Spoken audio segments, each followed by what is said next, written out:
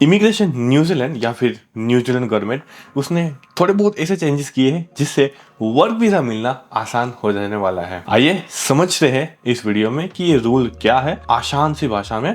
And सबसे पहले मैं आपको ये बता दूं कि वर्क वीज़ा के लिए प्लीज़ मेरा कांटेक्ट मत कीजिए। मैं सिर्फ इन्फॉर्मेशन देता हूं, मैं वर्क वीज़ा नहीं करता हूं। मेरा काम स्टूडेंट वीज़ा का है। दुनिया की कोई भी कंट्री में आपको स्टूडेंट वीज़ा चाहिए, you can contact me, but work visa के लिए please do not contact me, right. Let's start this video. सबसे पहला जो चेंजेस न्यूजीलैंड गवर्नमेंट करने जाने वाली है वो है मीडियम वेजेस में चेंजेस। पहले ये होता था कि एज ए कंपनी मुझे किसी को इंडिया से हायर करना है तो मुझे उसको मीडियम वेजेस पे करना पड़ता था, यानी कि $31.61 मुझे उसको पे करना पड़ेगा 1 घंटे का। अब न्यूजीलैंड गवर्नमेंट ये बोलती है कि ये सब छोड़ो यार, आप उसको मिनिमम भी पे करोगे ना तो भी चलेगा, बट आप इंडिया से उसको हायर कर सकते हो। सो ये बहुत ही अच्छी चीज़ है। इससे फ़ायदा ये हुआ कि मैं पहले ये करता था कि मैं किसी को यहाँ से हायर करता था, अब मैं इंडिया से भी हायर कर सकूँगा। एंड ट्रस्ट मी, कंपनी को इंडियंस के ऊपर ज़्यादा भरोसा होता है क्योंकि हम लोग वीकेंड में छुट्टी नहीं मारते हैं। हम कॉल करके बोलेंगे नहीं कि आज मैं बीमार हूँ, आज नहीं आऊँगा। हम लोग काम करने के लिए रेडी ही होते हैं।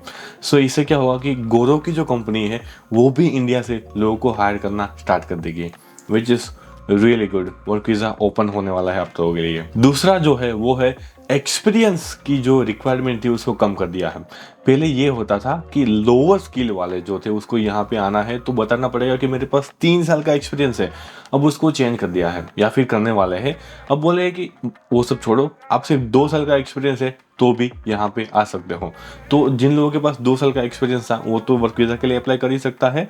जिन लोगों के पास 3 वाला था वो भी अप्लाई कर सकता है, विच इज़ रियली गुड। आपका 1 साल बच जाएगा। तीसरा जो है वो है जॉब चेक्स की जो प्रोसेस है उसको सिंप्लीफाई कर दिया गया है।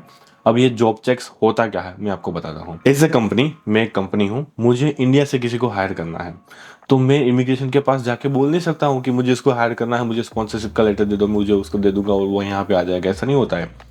पहले मुझे यहाँ पर 20-30 दिन तक एडवर्टाइजमेंट करनी पड़ेगी कि हमें इस बंदे की ज़रूरत है, जैसे कि ट्रैक्टर ड्राइवर की ज़रूरत है।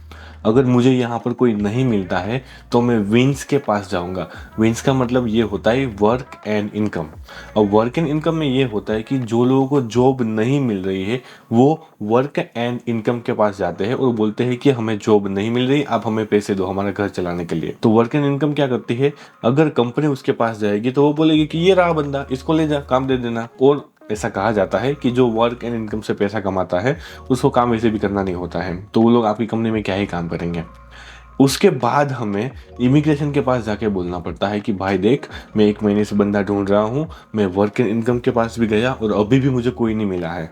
अब एक काम कर, तू ही मुझे टोकन दे दे तो मैं इंडिया से किसी को बुला लूँ। उसके बाद इमिग्रेशन आपको टोकन देगी और उस टोकन की हेल्प से आप इंडिया से किसी को बुला सकते थे। तो ये जो प्रोसेस होती है उसको जॉब चेक्स बोलते हैं। अब उसमें सिंप्लीफिकेशन ये हो चुका है कि अभी हमें विंस के पास नहीं जाना पड़ेगा। अब हम इमिग्रेशन को फ़ोन करके बोल दें कि भाई देख, मैंने बहुत ही मेहनत की है, मुझे कोई मिला नहीं है, तू मुझे टोकन दे दे यार, मुझे इंडिया से किसी को बुलाना है। तो ये सिंप्लीफिकेशन होने वाला है। तो इससे क्या फ़ायदा होगा कि उसको ज़्यादा टोकन मिलेंगे और ज़्यादा टोकन मिला तो इंडिया से किसी को ईजिली हायर कर सकता है।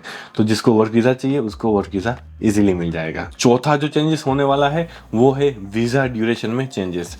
अब जो जिन लोगों के पास लेवल 4 और 5 वाली जॉब है, लेवल 4 और 5 वाली जॉब का मतलब अब मैं नहीं समझाऊंगा क्योंकि मैंने दूसरी वीडियोस में आपको बताया है ऑलरेडी, बट मोटा मोटा आपको ये बता दो कि जो लोग लाइक नॉर्मल से जॉब करते हैं, लेबर वाली जॉब करते हैं, वो सब लेवल 4 और 5 में आती है।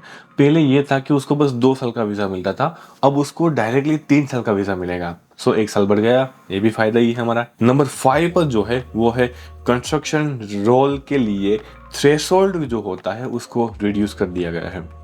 समझ में नहीं आया ना कुछ, समझाता हूँ मैं। कंस्ट्रक्शन की जो कंपनी होती है उसमें ये रूल होता है कि उसकी कंपनी में 65% से ज़्यादा बाहर के लोगों को आप काम नहीं दे सकते हो। अब उसको चेंज करके ये लोग ये करने वाले हैं कि 65% से ज़्यादा लोगों को भी वो लोग काम देने वाले हैं, यानी कि 85% लोगों को ये लोग कंस्ट्रक्शन कंपनी में काम देने वाले हैं। तो अगर काम बढ़ेगा तो ऑब्वियसली बाहर से लोगों को हायर करना पड़ेगा, और बाहर से लोगों को हायर किया उसमें आपका नंबर तो आ ही सकता है। तो इट्स गुड न्यूज़। नंबर 6 पर जो है वो थोड़ा सा नेगेटिव है, new income threshold for dependent children.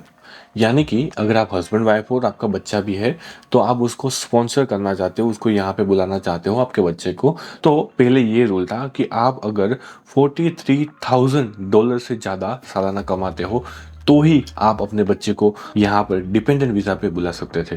अब रूल चेंज हो चुका है कि 43 तो बहुत कम हो गया भाई, इन्फ्लेशन बढ़ गया है। अब आपको 55,000 से ज़्यादा पैसा कमाना पड़ेगा, तब जाके आप अपने बच्चे को यहाँ पर डिपेंडेंट वीज़ा पे बुला सकते हो। उसको विजिटर वीज़ा मिलेगा या तो फिर उसको डोमेस्टिक स्टूडेंट वीज़ा जो होता है वो मिलेगा। नंबर 7 पर जो है वो है सीजनल वर्क वीज़ा। जो एग्रीकल्चर वाला वीज़ा होता है ना, उसमें थोड़े बहुत चेंजेस किए हैं। पहला चेंजेस ये किया है कि 3 साल का वीज़ा मिलेगा विथ मल्टीपल एंट्रीज। दूसरा चेंजेस ये किया है कि अब आपको 7 महीने का वीज़ा मिलेगा अगर आपके पास एक्सपीरियंस नहीं है तो। अगर एक्सपीरियंस है तो आपको 3 साल का वीज़ा मिलेगा। ये बहुत ही अच्छा चेंजेस मुझे लगा है। पहले यार 6 महीने का ही मिलता था, अब 6 महीने में क्या बंदा कमाएगा और क्या वो घर लेके जाएगा। अब 3 साल वाला इट्स बेटर। नंबर 8 पर जो है वो है इंटरिम वर्क राइट्स का एक्सटेंशन। पहले तो मैं आपको ये बता दूं कि इंटरिम वर्क राइट्स होता क्या है। सपोज करो कि आपके पास कोई भी वर्क वीजा है, वो वीजा एक्सपायर होने वाला है, तो आप रिन्यू करने के लिए अप्लाई कर दोगे, राइट। आज आपका वीजा एक्सपायर हो गया और 15 दिन के बाद आपका नया वीजा है वो आया, तो आज एक्सपायर हुआ, उसके बाद 15 दिन, तो ये 15 दिन तो आपको इलीगल हो गए ना। आपके पास तो कोई वीजा है नहीं, पुराना वीजा एक्सपायर हो गया है, नया वीजा आया नहीं है, तो उसको एंट्रिम वीजा बोलते हैं। तो उसमें भी चेंजेस किया गया है और वो उसको एक्सटेंशन कर दिया है। तो आपको टेंशन लेने की जरूरत नहीं है, नया वीजा जब आएगा तब भी आप काम कर सकते हो, विदाउट वीजा भी आप काम कर सकते हो न्यूजीलैंड में। सो ये थे नए चेंजेस जो 2025 में होने वाले हैं वर्क वीजा को रिगार्डिंग। आई होप कि आपको ये वीडियो पसंद आया होगा। कुछ भी अगर आपको नया जानने को मिला है तो वीडियो को लाइक करके सब्सक्राइब भी कर लेना। मिलता हूँ दूसरे वीडियो में, तब तक के लिए जय हिंद।